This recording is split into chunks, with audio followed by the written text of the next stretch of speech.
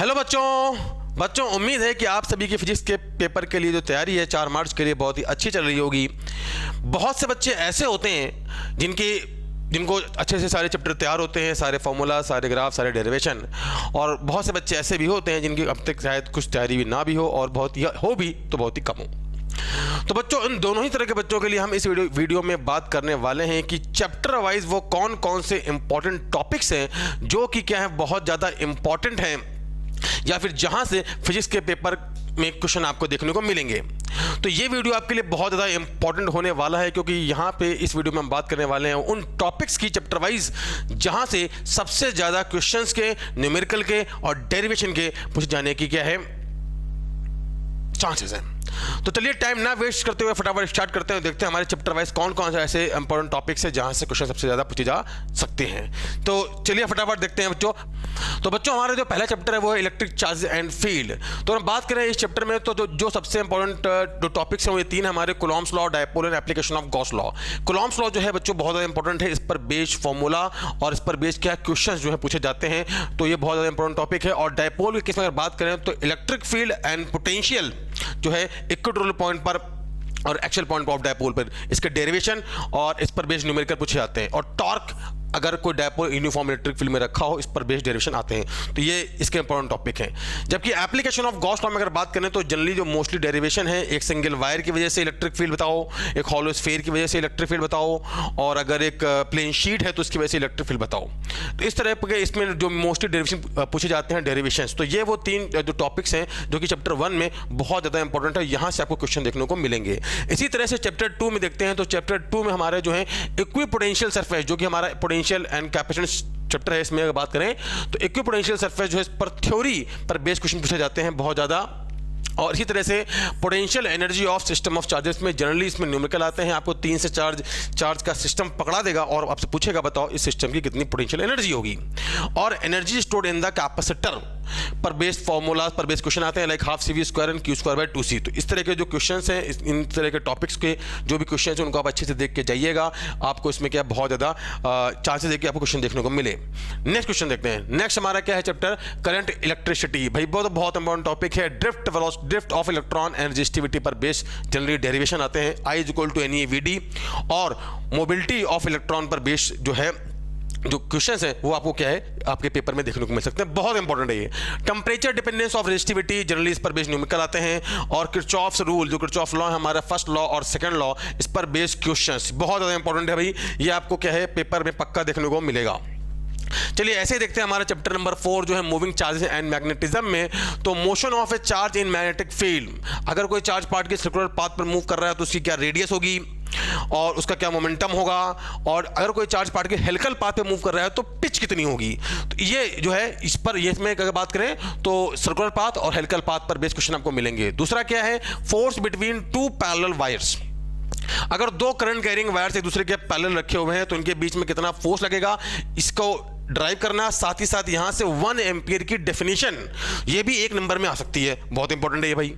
साथ ही साथ मूविंग कॉइल गैल्वेनोमीटर का conversion in galvanometer in ammeter as well as in voltmeter. तो ये जो 3 टॉपिक हैं चैप्टर नंबर 4 से हमारे क्या है ये सबसे ज़्यादा इंपॉर्टेंट हैं, इनको आप जरूर करके जाइएगा। आगे देखते हैं चैप्टर नंबर 5 में हमारा मैग्नेटिज्म एंड मैटर में द बार मैग्नेट पर बेस्ड क्वेश्चन आते हैं भाई। एक बार मैग्नेट है, उसके एक्चुअल पॉइंट पर कितना होगा मैग्नेटिक फील्ड और उसके इक्वेटोरियल पॉइंट पर कितना मैग्नेटिक फील्ड होगा, या फिर 2 बार मैग्नेट आपको दे देगा और पूछेगा इनके बीच में कितना अट्रैक्शन फोर्स या रिपल्शन फोर्स लगेगा। साथ ही साथ अगर बात करें magnetic properties of material, generally इस पर बेस्ड थ्योरी आती है diamagnetic properties, diamagnetic material, paramagnetic material और फेरोमैग्नेटिक मटेरियल, इनकी प्रॉपर्टीज पर बेस्ड क्वेश्चन जो है पूछे जाते हैं। तो ये जो है इस चैप्टर नंबर 5 से आप क्या मैग्नेटिक प्रॉपर्टीज ऑफ मटेरियल और बार मैग्नेट को क्या अच्छे से जरूर क्या पढ़ के जाइएगा। अगर ये टॉपिक आपने छोड़ दिया है तो उनको अच्छे से जरूर रिवाइज कर लीजिए। नेक्स्ट अगर देखते हैं चैप्टर नंबर 6 में, तो चैप्टर नंबर 6 में इलेक्ट्रोमैग्नेटिक इंडक्शन में लेंज लॉ और फैराडे लॉ। भाई ये तो चैप्टर की जान है, बहुत ज्यादा इंपॉर्टेंट है और चांसेस है कि आपको यहां से क्वेश्चन देखने को मिलेंगे। साथ ही साथ self induction and mutual induction, self induction of A solenoid और म्यूचुअल इंडक्शन क्या होता है इस पर बेस्ड इसकी थ्योरी, ये बहुत इंपॉर्टेंट है भाई, है ना। तो ये जरूर करके जाना है भाई कि सेल्फ इंडक्शन में self induction of solenoid as well as mutual induction में अगर क्या होता है और उसकी क्या होती है यूनिट, तो ये जो है इंपॉर्टेंट टॉपिक थे हमारे चैप्टर नंबर 6 से। अब देखते हैं चैप्टर नंबर 7 से। चैप्टर नंबर 7 अल्टरनेटिंग करंट में सीरीज एलसीआर सर्किट। ओ भाई साहब बहुत इंपॉर्टेंट है। साथ ही साथ इसमें रेजोनेंस की कंडीशन में अगर बात करें तो एलसीआर सर्किट में एलआर भी बन जाता है, एलआर बन जाता है, साथ ही साथ आरसी सर्किट भी बन जाता है। तो इन पर बेस और रेजोनेंस ये क्या है इस चैप्टर में ये 3 इंपॉर्टेंट टॉपिक्स हैं एक्चुअली जो कि एलसीआर में जाते हैं। और अगर बात करें तो पावर इन एसी सर्किट क्या होता है, साथ ही साथ पावर फैक्टर का फॉर्मूला, और इस पर बेस्ड क्या है आपको क्या है क्वेश्चन देखने को मिल सकते हैं आपके पेपर में। ट्रांसफार्मर भाई ये तो क्या है बहुत इंपॉर्टेंट टॉपिक है, बहुत ज्यादा। ट्रांसफार्मर और पिछले वाले हमने देखा था चैप्टर नंबर 4 में देखा था गैल्वेनोमीटर ना, इन दोनों में से एक तो पक्का ही पक्का कंफर्म है आएगा पेपर में, ट्रांसफार्मर्स में या फिर गैल्वेनोमीटर। इनका डायग्राम आप अच्छे से माइंड में एकदम क्या तैयार करके जाना, बिल्कुल याद होना चाहिए आपको, मुंह जवानी आपको पेपर में पक्का दिखेगा ये। चैप्टर नंबर 8 में देखते हैं। चैप्टर नंबर 8 में भैया डिस्प्लेसमेंट करंट पर बेस्ड आपको जो क्वेश्चन है इलेक्ट्रोमैग्नेटिक वेव्स में वो आ सकता है। ये बहुत ज़्यादा इंपॉर्टेंट टॉपिक है और इस पर सिंपल फॉर्मूला बेस्ड क्वेश्चन आपको मिल सकते हैं। और इलेक्ट्रोमैग्नेटिक स्पेक्ट्रम की जो थ्योरी वाला पार्ट है भाई, इसकी जो थ्योरी है ना, लाइक एक्सरे के क्या यूज होते हैं, यूजेस, इंफ्रारेड के क्या यूज हैं, उनको कैसे जनरेट करते हैं, ये बहुत पक्का। एक्सरे के, इंफ्रारेड के, यूवी लाइट के क्या यूजेस हैं और उनको कैसे जनरेट करने का मेथड क्या है। जनरली 2 से 3 नंबर में आ सकता है, बहुत इंपॉर्टेंट है, सिंपली याद करने वाला है, पक्का आएगा पेपर में, दिखाई देगा आपको। नेक्स्ट अगर देखें चैप्टर नंबर 9 जो कि भाई रे ऑप्टिक्स, सबसे बढ़िया टॉपिक, सबसे बढ़िया और सबसे इंपॉर्टेंट चैप्टर है एक्चुअली पूरी फिजिक्स में 12th में, और सबसे बड़ा चैप्टर भी है। तो हम बात करें इसमें रे ऑप्टिक्स में, तो refraction at the spherical surfaces में आपको डेरिवेशन और न्यूमेरिकल दोनों को देखने मिलेंगे। जनरली अगर बात करें तो लेंस मेकर फॉर्मूले का आपको डेरिवेशन क्या अच्छे से क्या याद करके जाना बहुत इंपॉर्टेंट है।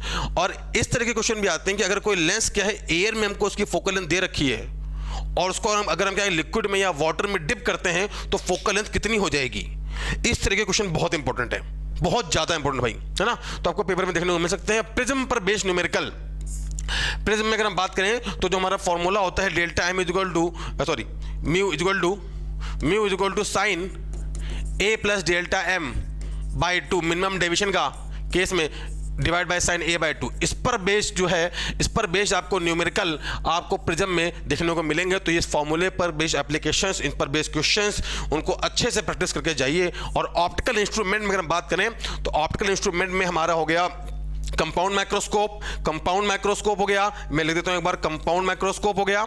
साथ ही साथ अगर हम बात करें तो टेलीस्कोप हो गया, रिफ्रैक्टिंग टेलीस्कोप, और साथ ही साथ रिफ्रैक्टिंग टेलीस्कोप और रिफ्लेक्टिंग टेलीस्कोप।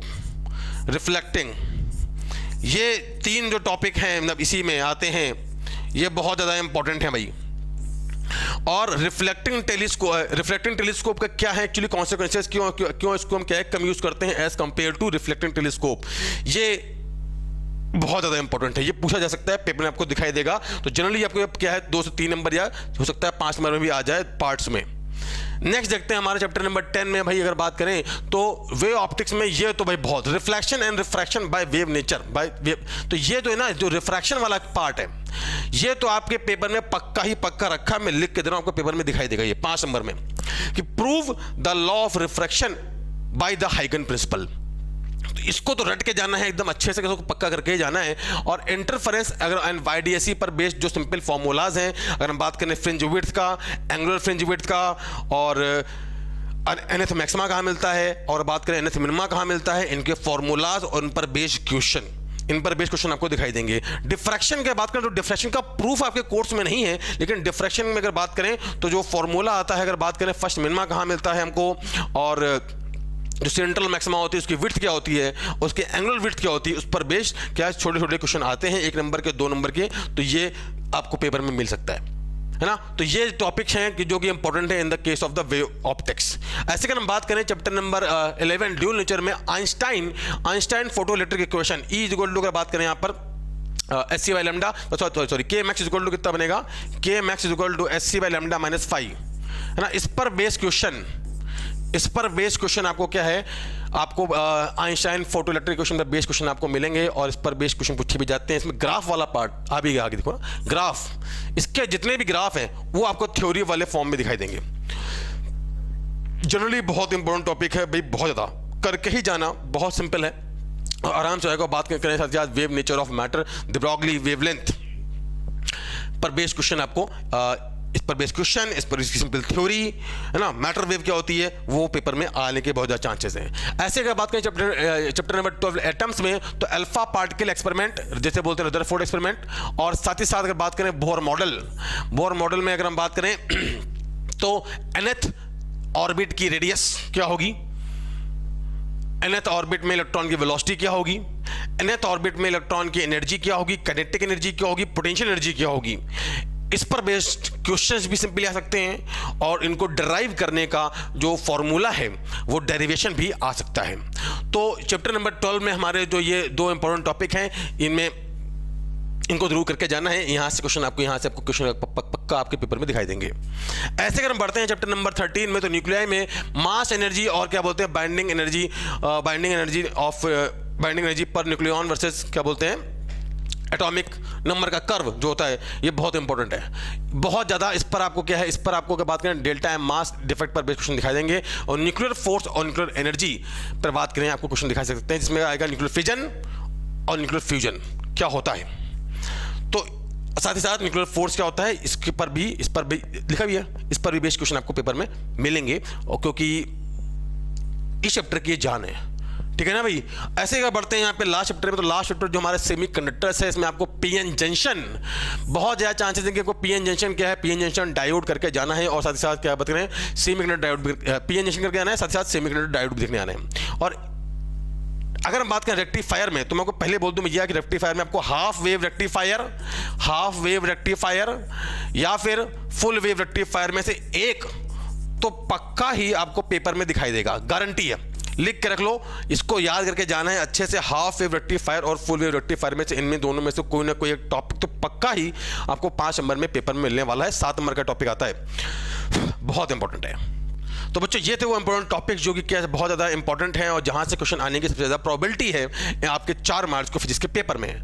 हम अपने आगे आने वाले वीडियोस में बात करने वाले हैं वो कौन कौन से चैप्टर वाइज इंपॉर्टेंट डेरिवेशन हैं जो कि आपको करके जाने चाहिए, क्योंकि जहां से सबसे ज़्यादा डेरिवेशन पूछे जाने की चांसेस है ऑन द फिजिक्स पेपर। तो बच्चों आप लोग पढ़ते रहिए, हम मिलते हैं अपने नेक्स्ट वीडियो में, तब तक के लिए ऑल द वेरी बेस्ट।